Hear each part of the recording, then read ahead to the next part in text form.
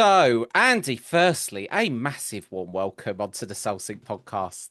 Thank you. No, thank you very much for the invite. I really appreciate it. Well, like I said to you, you've become much requested, actually. I feel like it's an honor to have you on, given the emails that I've had over a period of time, because you're well known for the work that you do. So it's a delight to have you on. So, in the course of researching you, you are an. Maybe I'm introducing you. Would you like to introduce what you do, perhaps, I'll rather leave than it. I'll Oh, leave it leave over it to to you. me. Yeah, I'll leave it Oh, to you. okay. Well, so I know that you work as an evidential medium, as a tutor, and you host courses, and you're here, there, and everywhere. And when I was doing research into you, one thing that was really um, sort of sort of slapping me in the face, so to speak, is the philosophy. And even one of the statements I came across here is that mediumship isn't supernatural, it's natural. I now know that to be the case, but that's a hard lesson learned. It was through a very long time of trying to connect to spirit, which was the problem. So I guess I want to start there with you, really, about you know the philosophy, and about your views, and where you are in your headspace these days. Well, I say headspace, that's the wrong way to that's the wrong thing to say, isn't it? Where are you in your heart and your soul, Andy? It's been well, to be honest, it's this has been a period of time of deep reflection for me. Um, my wife at the moment's sort of 38 weeks pregnant, so we're expecting a daughter in the next couple of weeks. And of course, it sort of makes you start to reflect on where you've been, but also how you want to parent. And of course, Mm. that then makes you kind of look at your philosophy on life and what is it that, these last 22 years being involved in spiritualism, what has it really taught me? And I think the thing where I am at the moment is a realization that where we might be going wrong within spiritualism, but also within mediumship more generally, is we're forgetting that there's this great message about life that Mm. actually mediumship and communicating with those who have made that transition called death. It's just really a catalyst for change within an individual. That is that I hope that through the evidential mediumship that we provide and that we deliver, that we might be able to open your mind to this sort of spiritual reality that lives within yourself. So, Mm. if we're providing this evidence that, your nan's passed away and she survives, your mum or your dad or your brothers and sisters, if we recognize that that's happened to them, then it makes us question, well, what's our soul then? What's the purpose of my own existence and the nature of my existence? And really, for me, that's what mediumship is really about. It's not about proving life after death. I mean, it seems a very redundant thing for 200 years, the spirit world giving contact after contact to prove something to you that one day you're going to know for yourself. It's a much It's greater message. interesting you say that, because that has been a thought that I've been having a lot recently. Because the way I see it is the spirit world, and recently I found this out myself, could do many wonderful, great things to help us. Most of the time, we're downright oblivious to what they're doing, because well, we're in our own heads half the time. And proving life after death is really the end. It's the sort of most basic thing that they can do in some ways. That is the entrance criteria to proving that we exist. But and it was going around in my head recently, thinking, well, yes, spiritualist churches. Why do I never find myself going very often? It's because a lot of the time, if you're not getting a message, no one in that room is touched by the spirit. In those sorts of circumstances, so I've started asking myself a lot of questions about mediumship and how it's used. And again, I think that one of the most beautiful aspects of mediumship is trance, and that's um, kept behind closed doors for only mediums to see. Yeah, I think this is the thing about mediumship overall, is that when you're when you're looking at something philosophically, so whenever we're talking about philosophy, it's not just a word that describes a belief system, because there's many words that you can use to describe a belief system. It's actually about viewing the world, exploring the world in a very particular way. And the thing about philosophy is it's interested in answers that go beyond definite knowledge. So it's actually interested in answers that science doesn't really or can't, by its very nature, provide answers for. Questions like, what's the nature of the human condition? What is love? Is there a God? So on. These aren't questions that science can actually answer. Um, No. and with philosophy, though, rather than appealing to some sort of sacred text or authoritative opinion or experience, it looks at common experiences that we can all have. Mhm. So this would be our everyday experiences, what it is to be human, our interactions. But also for the medium, it also incorporates the mediumistic experience. This is something very unique about mediumship, is that it objectifies a mystical experience. You know, if you think Mm. about if you think about mystical experiences in a more traditional sense of the word, let's say someone goes to a church, they're an atheist, they pray to God, they experience God, and then there's this sort of transformative experience that they have. It's a purely subjective experience. Only Yes. the person, the mystic, can have the experience itself.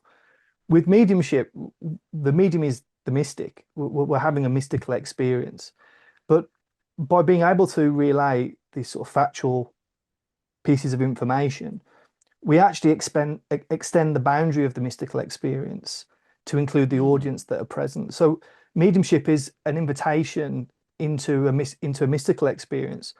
And this is what you've touched upon in what you said, is that, well, look, only the people that have a message really get something. Well, I don't believe that to be the case if you're actually witnessing real mediumship, Yes. because Yes. a, a true medium will be able to emanate the power of the spirit.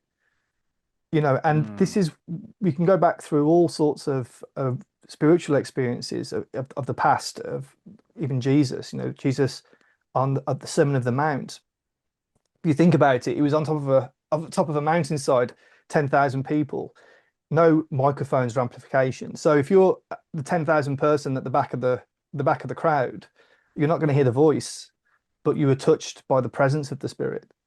And Mm. and that's the same with mediumship, is that through the expression of the mediumship, that presence of the spirit person, but also the power of the spirit world as a world emanates, and that touches something. And actually, it can ignite something within the individual. Now, lots of people don't, well, historically, if you ever kind of read someone by the name of William James was a philosopher, Mm. but he's also considered to be the father of psychology. He did a lot of work on mysticism, and he wouldn't necessarily agree with me that mediumship is a mystical experience, because he argues that a mystical experience has to be transformative. And of course, for the medium, when we do a contact with someone, we're not transformed by it. It's merely an interruption in our experience. I can't say Yeah. that every time I do a contact, I'm now renewed. You know, um, but James, I think, got it wrong in a couple of ways. The first way, that mediumship does have a transformative impact, but not necessarily on the medium, but on the audience. And I don't think he really saw mediumship or understood mediumship.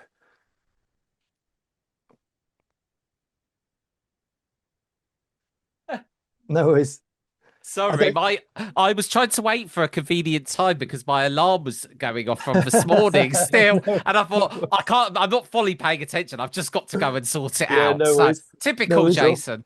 Carry So, on because you were no making very problem. interesting points there. So, James, what James I think overlooked is this idea that mediumship can be transformative to the audience. That Mm. actually, he didn't acknowledge that mediumship invites the audience into the mystical experience, and it objectifies it. And so mediumship can be transformative. to the audience. But of course, transformation doesn't have to take place in one moment. It can take place over a period of time. And I think that's the other thing about mediumship for the medium. Yes, it can transform the worldview of people that perhaps are not open to that spiritual reality. And that's the main purpose of mediumship, I believe.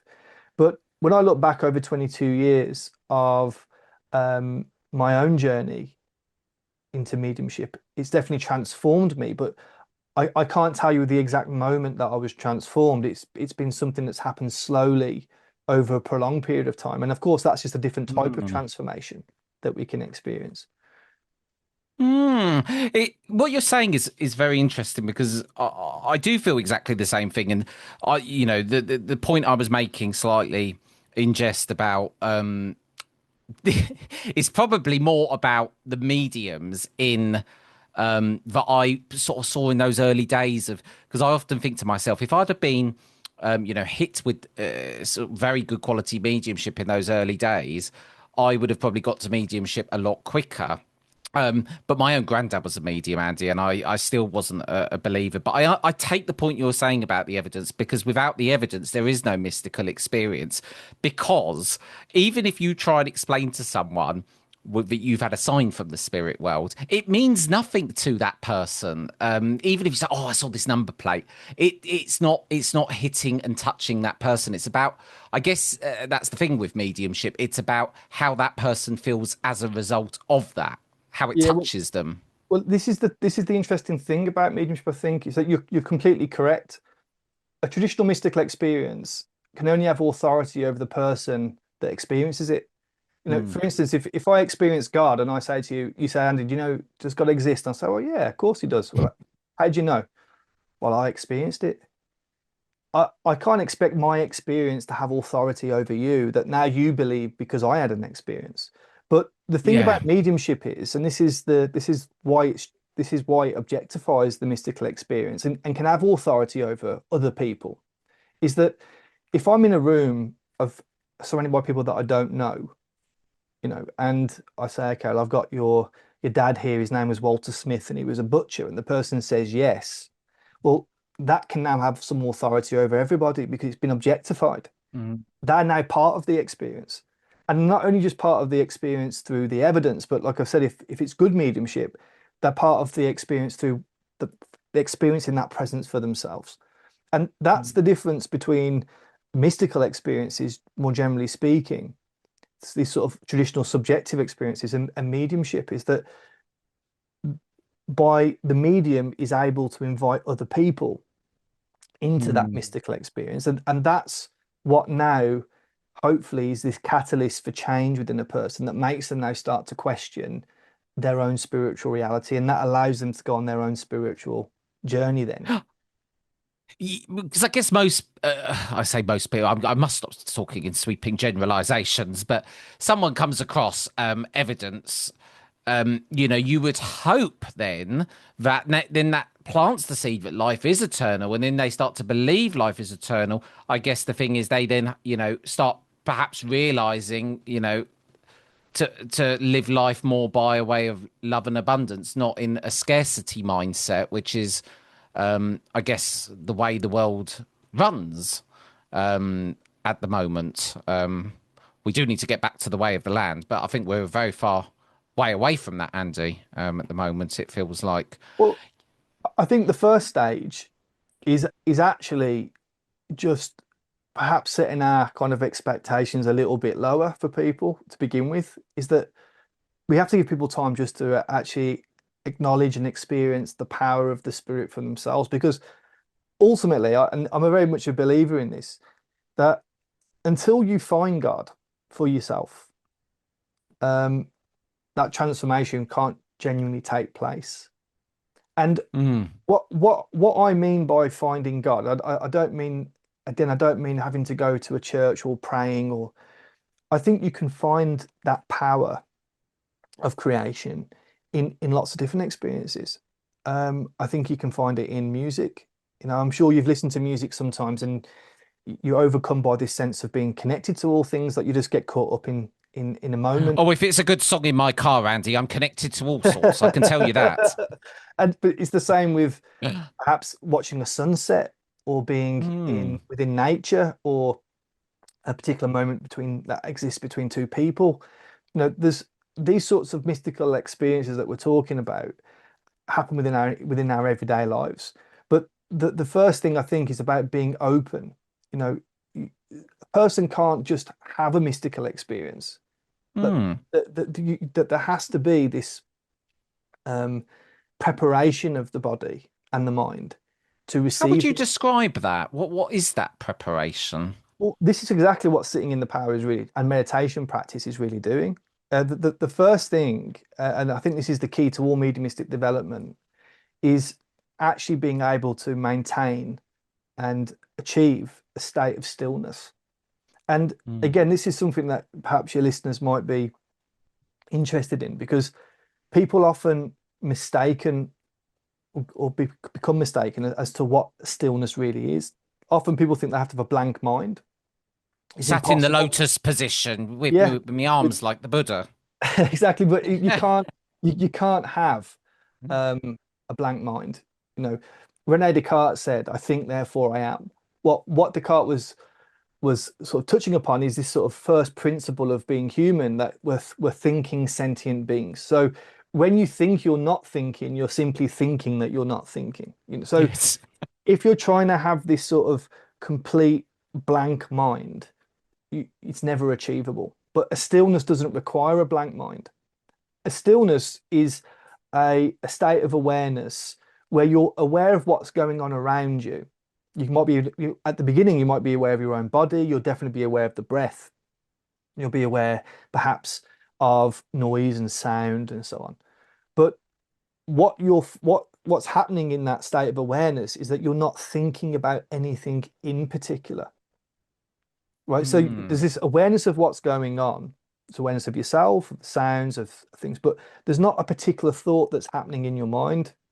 That's the stillness that But we're. this is half the problem, though, because I spent a very long time in my own development trying to well, the mind was the problem. I just can't stop thinking thoughts. And very interesting you say that it's not trying to stop that. Because actually you're not trying to stop that, because if a thought comes into your thought, that could be a valuable download of sorts. What you're trying to do is not, I guess what you're saying is not attach to a thought or not be in a thought process. Yeah, so what you're trying to essentially do is suppress your own mundane thoughts, Yes. right? So for instance, let's say you're sitting there, and this is what people will often experience in meditation. They're sitting there, and the thought comes of like, "Have I fed the cat?" Right? That's just a thought that comes. You have to learn to be able to acknowledge the thought, but not now hold on to it, not go into the thought itself. Like, if I fed the cat, well, was it tuna I gave them? Was it cat food? I think cat food. Where did I Yeah, put the let me cat go food? down and stroke her, my Right. lovely, And beautiful cat. you know, Yes. and and then you kind of get into this whole story in your mind, right? That's what you're trying to avoid. What you're trying to do is to, if a mundane thought comes into your mind, acknowledge it, but then allow it to let the thought go. And what you find will happen over time is the space between those mundane thoughts coming into your mind will lengthen. And that's the stillness, the moment between thoughts. That's the stillness that we're Hmm. trying to achieve. And eventually through practice, and through discipline and focus, we are able to maintain that stillness for a prolonged period of time. I very much believe that you have to actually be able to maintain it for an hour and a half.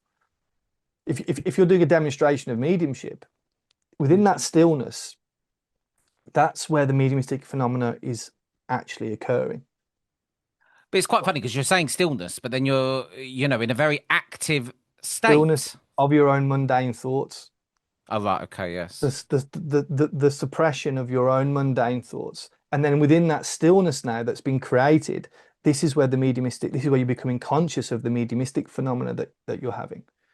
So when Hmm. when people often in the beginning of their development, they worry about, am I making something up? Am I creating something? And what that happens then is they get scared of their own imagination. But actually, it's the Hmm. imagination that's allowing the mediumship to take place or allowing you to become consciously aware of your mediumship. when we create something in inverted commas, it isn't that your imagination has been overactive, because your imagination is overactive in the mediumship. That's the whole point. Mm, It's that, imagine that you've got, we'll use our cat analogy again. You've got the communicator that's there. You've created this stillness. You can imagine, if you want, like a square box, and in that square box, that's where the mediumship is manifesting.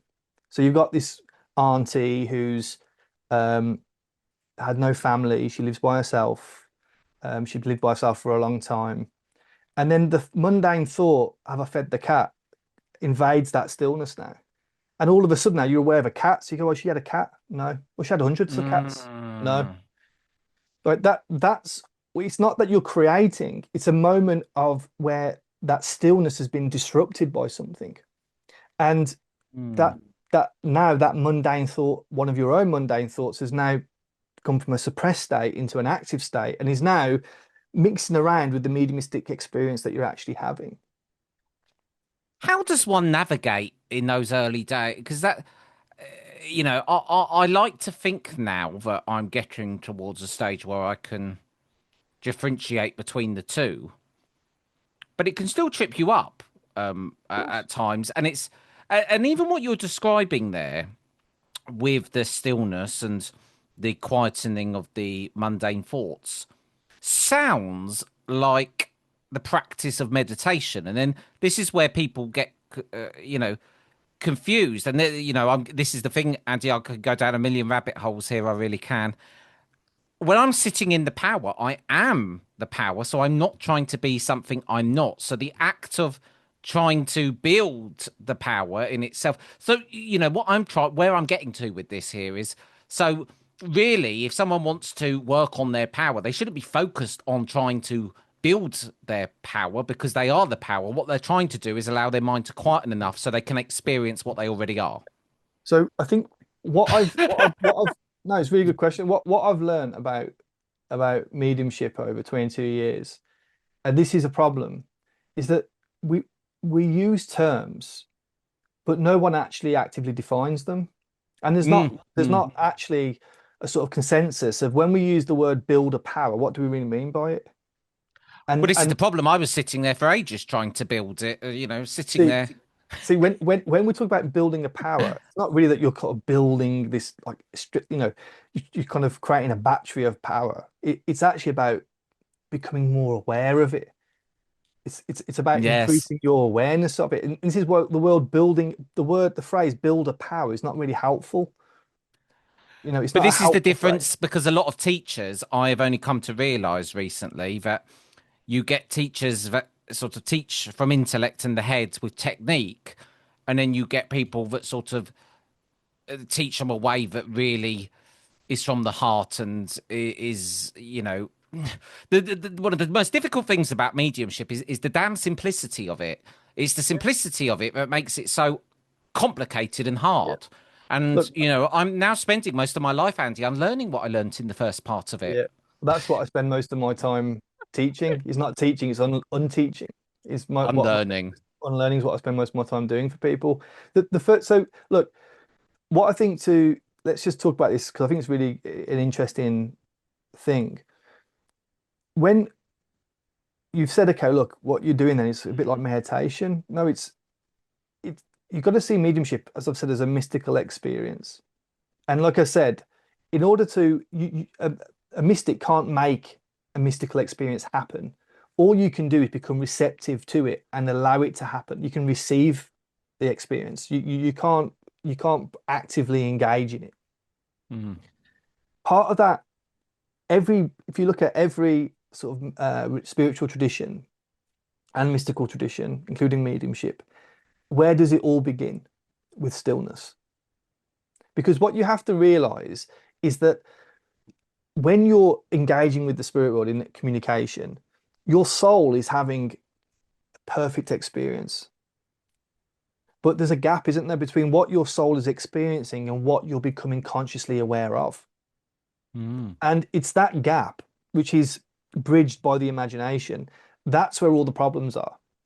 Over the last sort of 22 years, I keep saying after 22 years, but for my whole work with my mediumship, and I've been teaching now for about I say 15 years, what I've noticed in every contact, and I think my students probably get fed up with me saying this, there's nothing wrong with the experience itself. I, I've it's very rare that I actually see a student creating evidence. You know, it's very Mm. rare. What what I'm seeing is a student Knowingly or unknowingly? both. Oh, What it is that we don't trust the experience that we have, and we emit things. So again, what we've experienced doesn't actually make its way into the words that we offer. So yes. Yeah. it's not that we're creating things. There's actually nothing wrong in terms of blending and becoming aware and um, the experiences manifesting within us.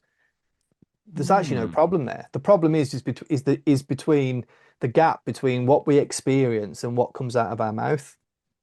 You touch on something interesting there because it reminds me of a recent experience I had about a year ago where I had come into my mind sort of a man hanging outside an Italian restaurant with sort of some like they do outside where they have the sort of tomatoes and everything out the front. And what happens to me, and I now know this happens, is the first thing I do when I get a bit of evidence is goes "Tuk," up there into the head, and then what comes out my mouth is, "Oh, I've got a man outside a classic, whatever restaurant." And then my friend, who is a medium, said, "Well, did you think about going into the restaurant?" And I thought, "Oh no, I never thought I could do that." And then before I knew it, I was in there and I'd done the most best reading. But the problem is, and it's interesting you say that because it just made me think of the amount of times where I've got the evidence, and then what's happened is I've tried to place it or do something with it. And the funny thing is, I wasn't even aware I was doing that for over a year. Wasn't even aware that I was even consciously doing that. I thought that was just coming straight out. Yeah. So look, again, we've we've talked a bit about now like the nature of the experience, but Hmm. what I think we've also, which helps you to understand this part properly, is that we've got to move away from this idea that as mediums, we're there to give evidence. Like the evidence is a natural byproduct of what we're experiencing. We're reliving a part of someone's life who's now passed away, right? So the evidence just happens. You haven't got to worry about it. It's Hmm. present. What is it that we're actually experiencing? Well, Hmm. I've realized that in every contact that we do, there's a need. And if you put yourself into the shoes of the spirit person, which is actually a much better place to be than to put yourself in the I'd think about mediumship from the point of view of the medium. If you was in the spirit world today, you'd be wanting to do two things. The first thing you'd wanting to do is to actually um Track you down, Andy, would be the first thing I'd be wanting to do. what you'd want to be doing is you'd want to make sure that your loved one knows it's you, Yes. me, right? But secondly, you'd want to say something to them. If you was in the spirit world today, Jason, and you was able to Hmm. communicate with someone that was left here, you wouldn't want to say, "I'm Jason, I run a podcast." That No, I. you'd want to say, "I love you," or you'd want to say, "Look, I know you're going through a hard time with my passing, but keep going." Right? So Hmm. the problem is that that sentiment, that actual thing you want to say, you have to achieve both of these needs at the same time. Knowing we knowing getting your loved one to know it's you, but at the same time, wanting to say what you need to say. And this is the intelligence of the spirit world, that every moment within your mediumship experience is curated. In other words, what I mean by that is that the spirit world choose a particular part of their life experience that will help, that you'll know by the end of the contact that it's them. Because only one person in the whole room will understand the experience, the life experience that's been brought forward. But the experience itself that they share is moving the medium to understand what they've come to talk about. That the message is within the Hmm. evidence. Now, Hmm. when we start to think of mediumship in that way, what you're essentially doing is you are reliving a particular moment within the communicator's life. So let's say, for instance, you had a communicator, use your example, who owned a Italian restaurant. Now, he perhaps he comes A, because he was known for his Italian restaurant, and that was a big part of his He life, was actually, that was the right? biggest part of his But life. Yeah. secondly, and this is what you'll find, is that the thing that you'll share is something that encapsulates you in some way, right? But also, Myself as the medium. you'll Mm. also realize too that um, it may be that the recipient is also having some difficulty with their work or needing to find something direction within what their big passion is in life and how to make that a bigger part of their life. Oh. There's an intelligence there. They share this particular part of their life so that to meet those that two aspects of that need, that it is, I am who I say I am, but also Mm. the evidence, the message is within the evidence that I'm already expressing. I've So, never heard anyone explain that concept before. That's so very interesting, and it makes when sense to a lot of my contacts recently. yeah, so when you think about it now, think about a moment in time in your life. Think about this moment in time. There's two Mm. different aspects to it, isn't there? There's the material world, the things of the external world around us. If I was if I was reliving this moment in time now between the two of us, let's say you was in the spirit world and I was your medium, I would be becoming aware of like you've got an on-air sign in the background, you've got a fish tank, you got I could explain, I could Mm. relive the room that you're in, the objects, but also where the house is, what area you live in, what you did in the home, so on and so forth. But the other aspect that I could relive and touch upon is the qualities that you express within that moment, right? Mm. So this is why if you look at a contact of mediumship, it always contains the subjective and the objective, the personality, how we express ourselves in that moment in time, and also the practical evidence, which is really the external world, where we become aware of what's around us, because all we're actually doing is we're reliving a moment in time. And this is where Mm. people go wrong. And this is what you was talking about earlier on, is that you go, I've got your friend in the spirit world. He had a restaurant, yes. And then you start to look for the next thing. Whereas actually, It's sorry. actually what's happening is the first impression that you've had, I've got your friend in and he had a restaurant. That's the part of his life that he's sharing with you. So It if you, was because he had. Oh, I don't know why I'm so passionate about telling this bad story now, but yeah, that restaurant was where people had their wedding celebrations, the family. That was, you yeah. know, it. But this is what I'm trying to say. Rather than saying, okay, well, my job is to give you all this evidence of different parts of their life. No, relive the moment that they're sharing with you. And that's what you did in that contact. That's why it worked because you actually surrendered and followed your communicator. You're not trying to go, okay, you had a restaurant now, trying to look for something else. He shared that with you. And now you're actually allowing yourself to unfold that aspect of the life that they've shared. He was actually inviting me into the restaurant, and I was turning the other way, Andy, and walking Yeah. away, looking for Yeah. the next piece of And evidence. that's where lots of people go wrong with the mediumship Mm. is because in their minds they've been taught and conditioned to think my job is to give you all this evidence about different parts of your loved one's life. Whereas what I've always been what I've been teaching for a long time now is no, we're just here to relive the moment that they want to share and recognizing that that moment, that first Mm. impression that you have is a moment that identifies who your communicator is. It's a part of their life that will be poignant and meaningful as it was for you in that contact, as you unfold that restaurant. But it's also leading the medium to understand what the message is. You, it's really what you're saying is very. It sounds simple, but what point? Because you've obviously mentioned you've been teaching this, but how did you come to this realization? Well, I remember um, I used to work in a church called Stourbridge, Yeah, very well famous known. church, well-known church, and I was fortunate enough to serve there when Eric Hatton was still with us, and Mm. we had to really we used to get like a couple of hundred people in our Sunday service, and there was a guy there called Ron who was on the committee, and Ron was a really nice guy. But he was always the sort of guy that after you did a demonstration or a service, he always had something he wanted to share. Right. So I remember after one particular day, he's come up to me, he's like, Andy, can I give you a bit of feedback. And you had no choice really with Ron. You just had to go, yeah, yeah, by all Just means. take it on the Take- chin, as they say. Yeah. And he said, well, the first thing is you need to start wearing a ring so that when you can like you got something to play with, that you can actually just like play with your ring then and you're not moving your hands all the time. I was like, oh, okay, thanks for that, Ron. Yeah, I'll think about that. Yeah, nice. He said, but do you know what I really like about your mediumship? I said, what's that, Ron? He said, well, you tell a story. Mm.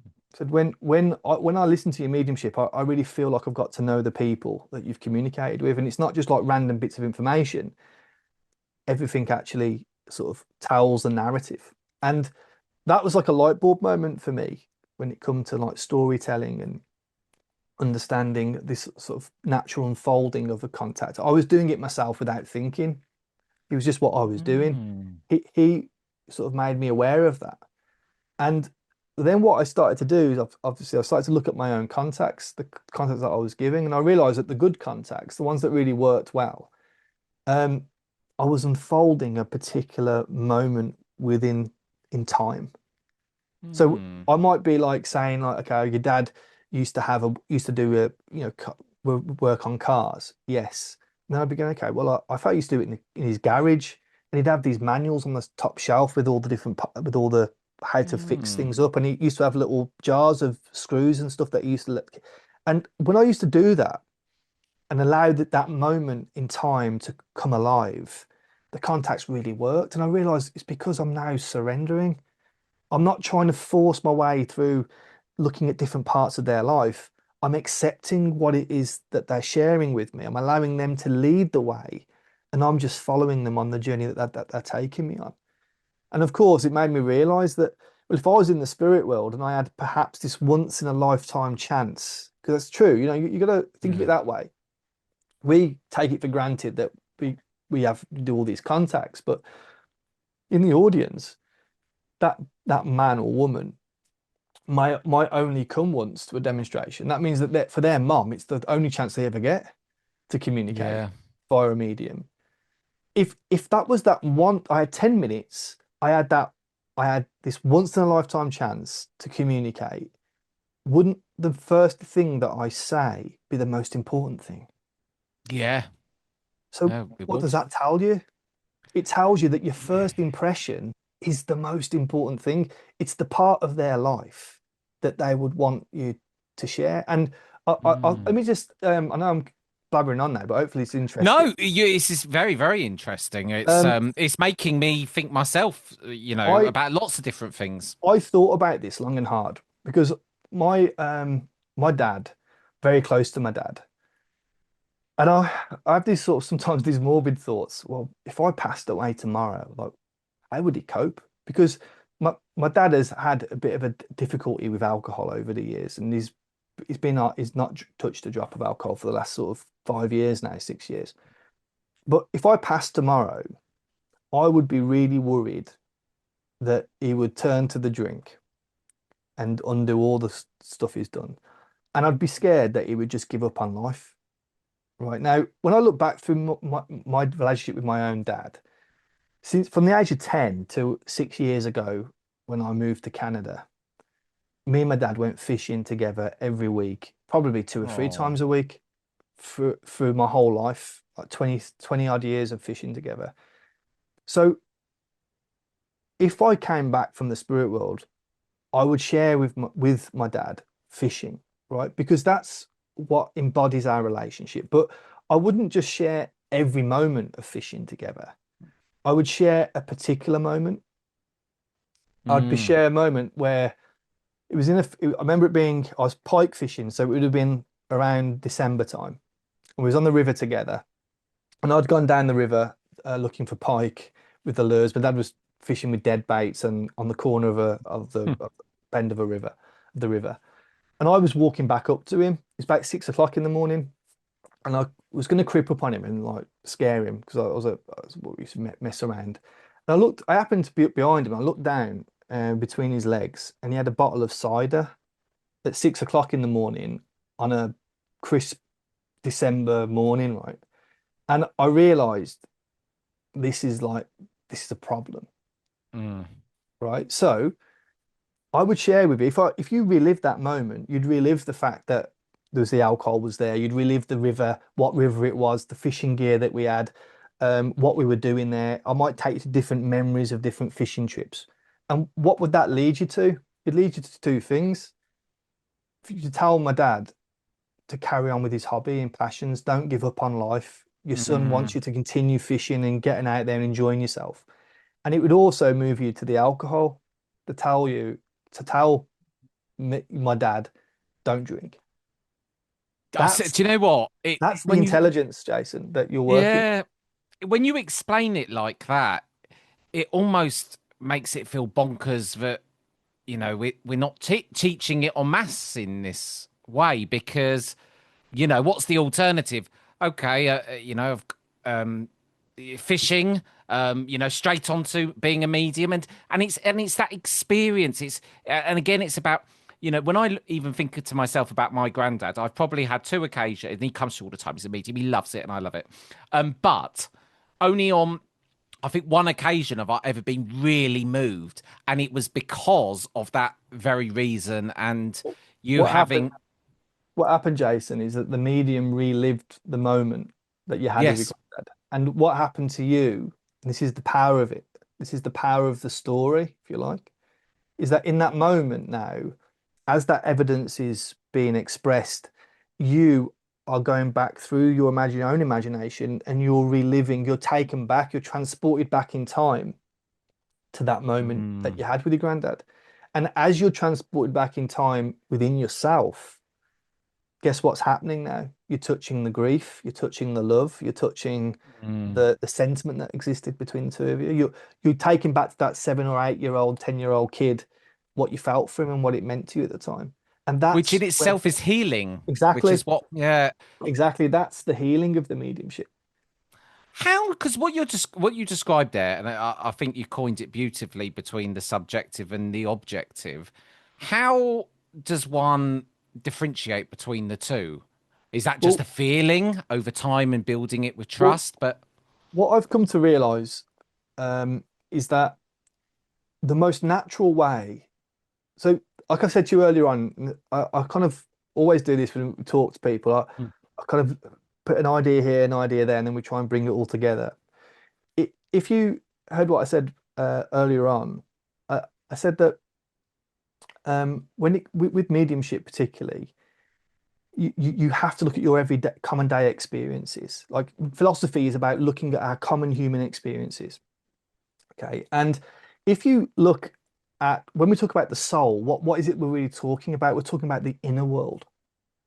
So the soul isn't this thing. It's it's actually different aspects of yourself that define your inner world. So what's that then? Well, it's the spirit. That's what gives life. It's reason, your ability to reason. That's not a physical thing. That's a soul thing. Right? The spirit world are Mm, rational people. They've got intelligence and self-awareness. It's your intelligence, it's your emotion, and it's your desires.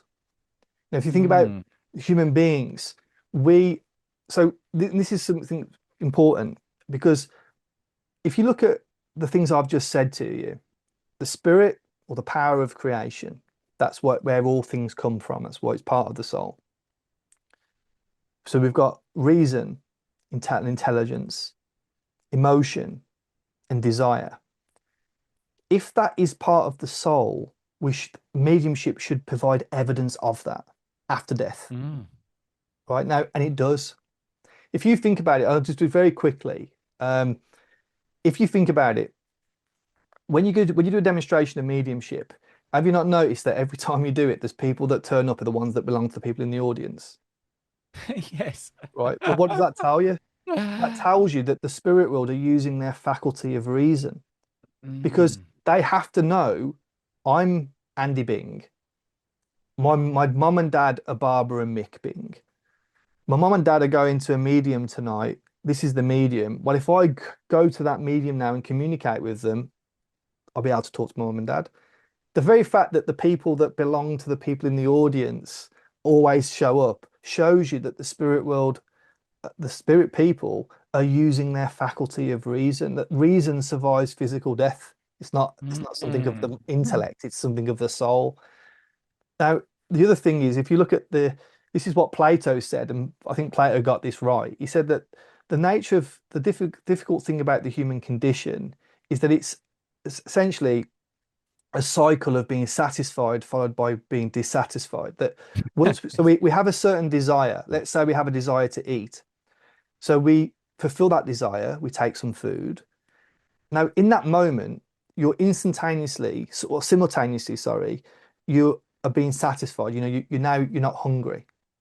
But as soon as your hunger has been satisfied, a new desire now presents itself.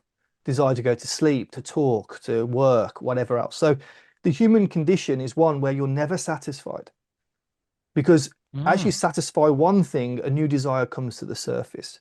And of course, I'm using very banal examples, but these can also be spiritual desires too.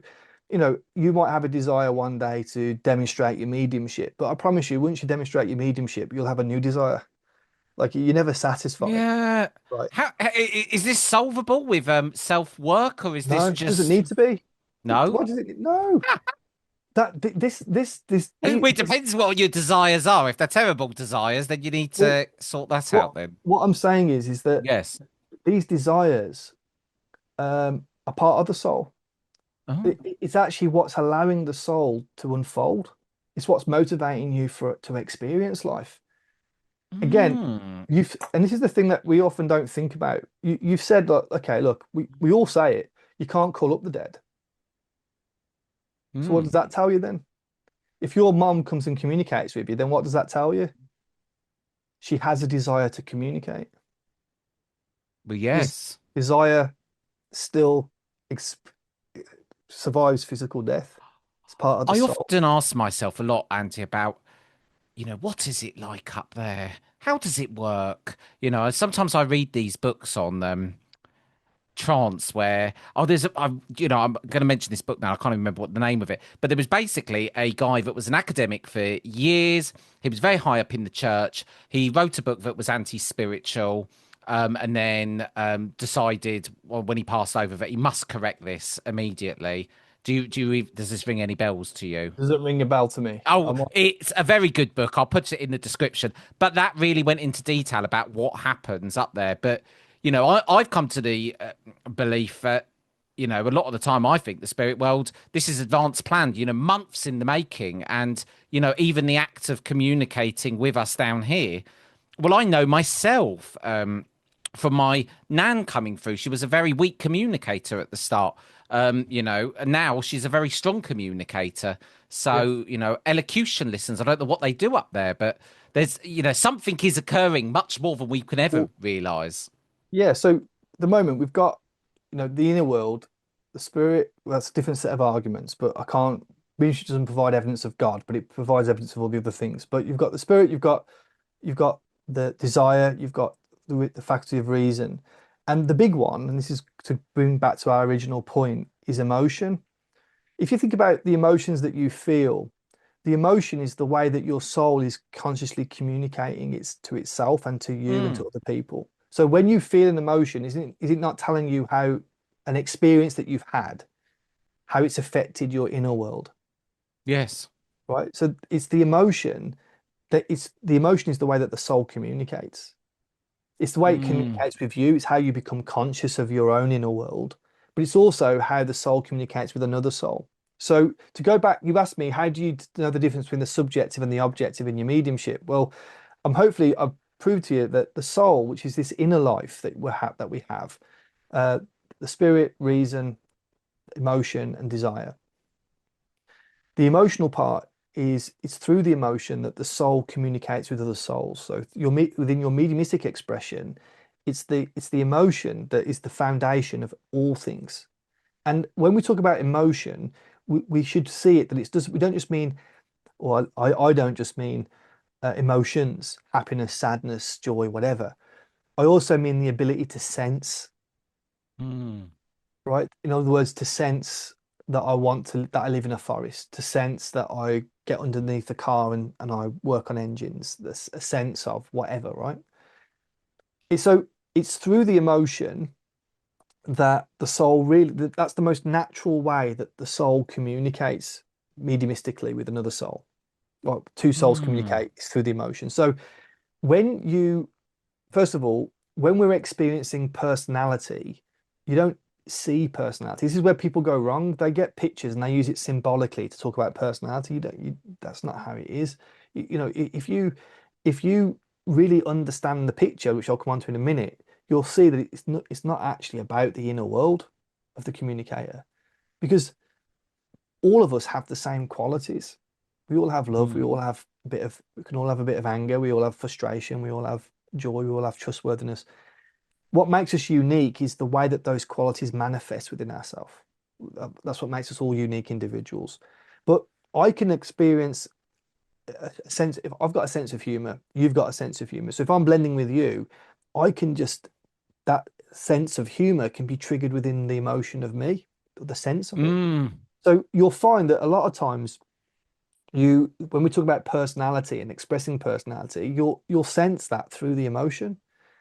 When for Mm. me, what I've come to realize is that the only reason that pictures are triggered in the mediumship is because what you're becoming aware of is too complex for you to sense or feel, have an emotion of.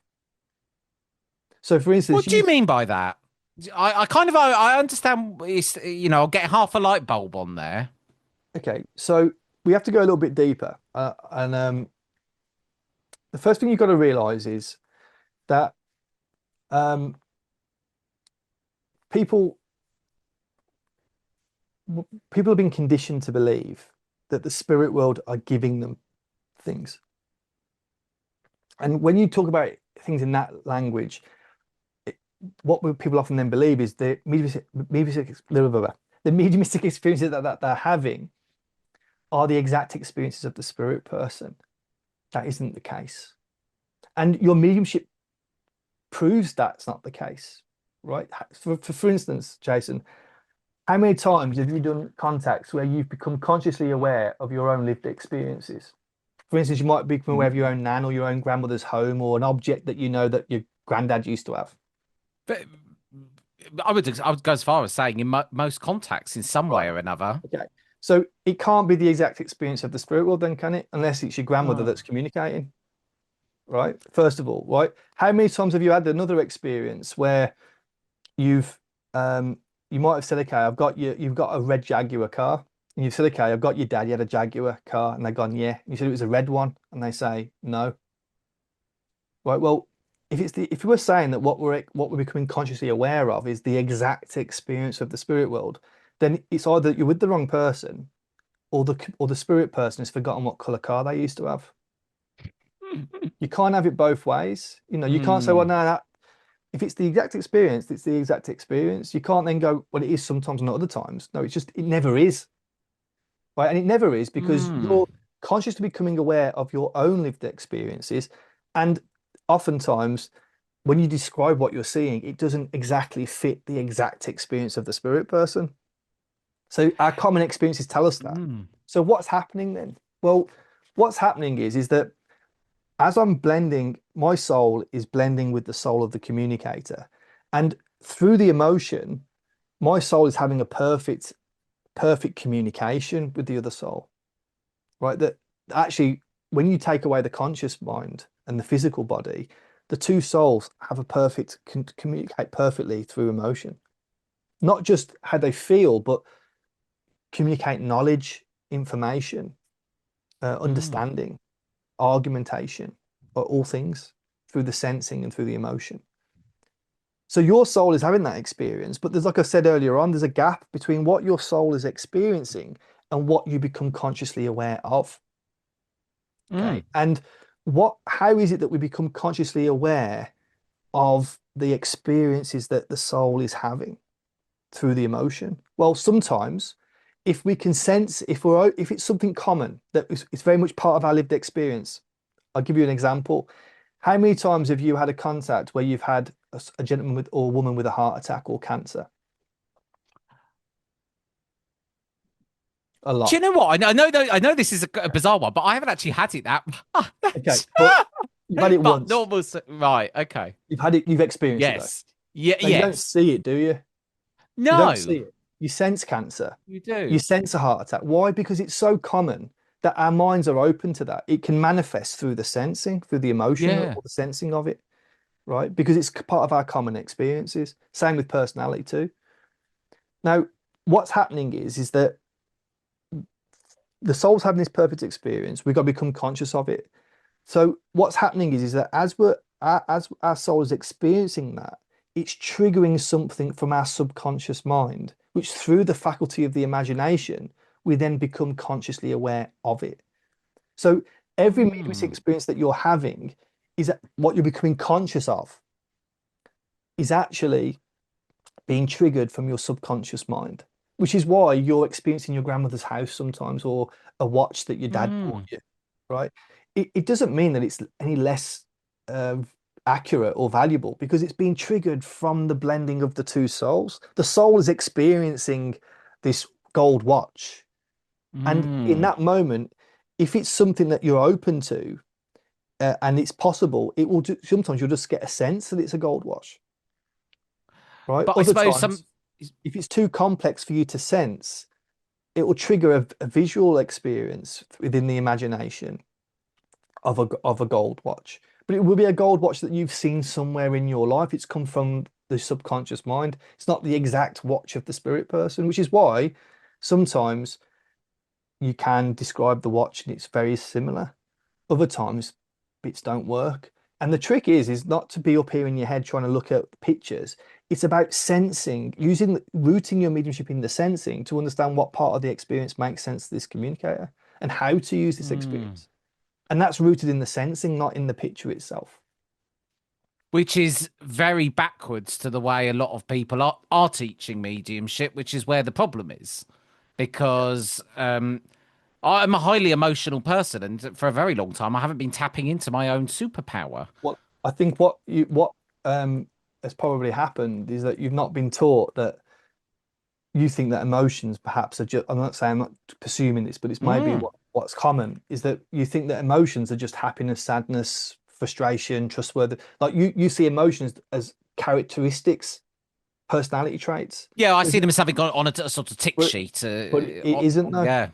The emotion is about sensing, letting yourself Mm. be taken to an experience, reliving the experience, becoming the communicator, the presence. Mm.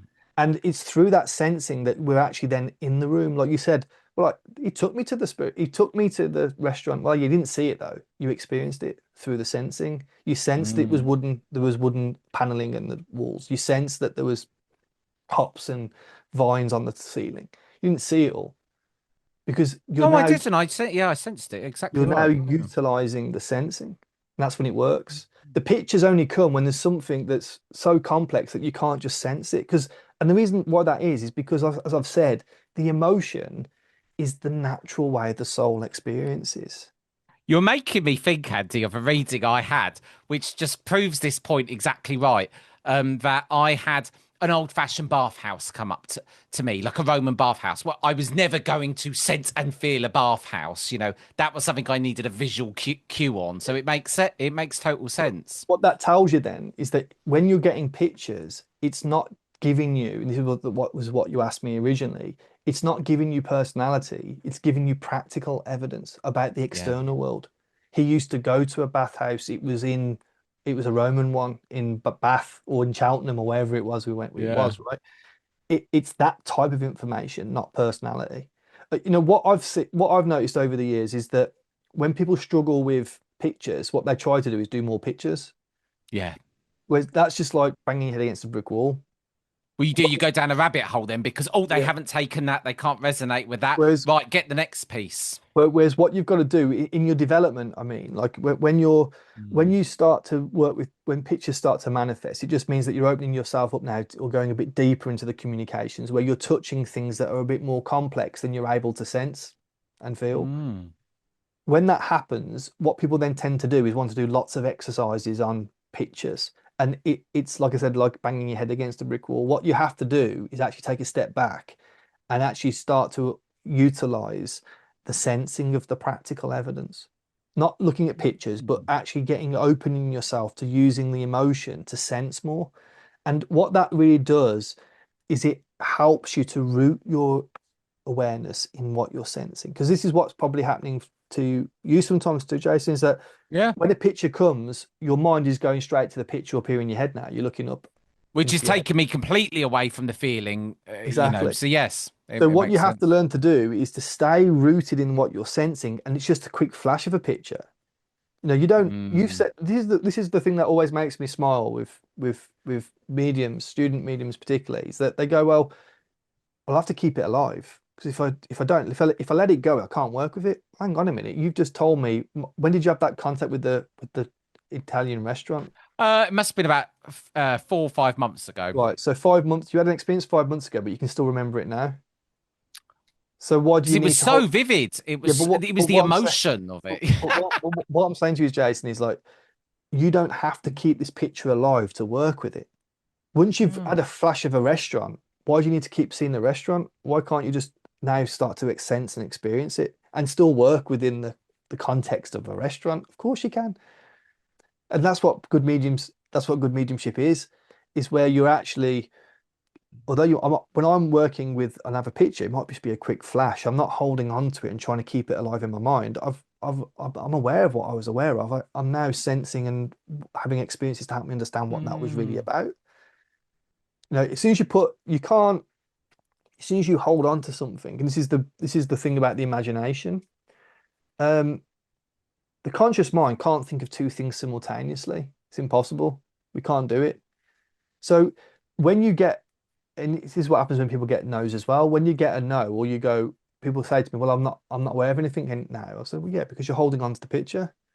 If you hold on to the picture, there's no room in your conscious mind to become aware of something else now, because you've just pressed Yeah, pause, right?" you're making me think of all the times when that has happened. Yes, many Yeah. a So time. what you have Yeah. to, what mediumship is, it's about allowing a continuous experience to happen. Because in the moment that the mediumship that you become aware of something consciously, it doesn't exist anymore. It's gone. If you think Mm, about your mm. mediumship when it really works, you're not thinking about it or No. reflecting on it. It's like that. As it Yeah, is it's a as you're very aware. good point as well, about the sticking with it. It is instant, and then it's trying to labor by staying with it. That's breaking the connection. So yeah, Yeah. it makes. And see what people when it comes to the nose, what people teach just doesn't work. Hold on to the picture and feel into it. And then see what it's telling you. Well, it's not going to work because you're holding on to the picture. If you hold on to the picture, if you think about it, what the teacher's telling you is hold on to the picture, feel into it, and allow a new experience to come that's going to help you to understand what the picture means. Well, if you hold on to the picture, there's no room in your conscious mind for a new experience to come. So it Yeah. never comes. You just start guessing what it might mean. Then you start sweating. Then you're getting more Yeah. in your head. And then you get tense, and then when you get tense, then you're not relaxed. So now the imagination can't actually be triggered and work.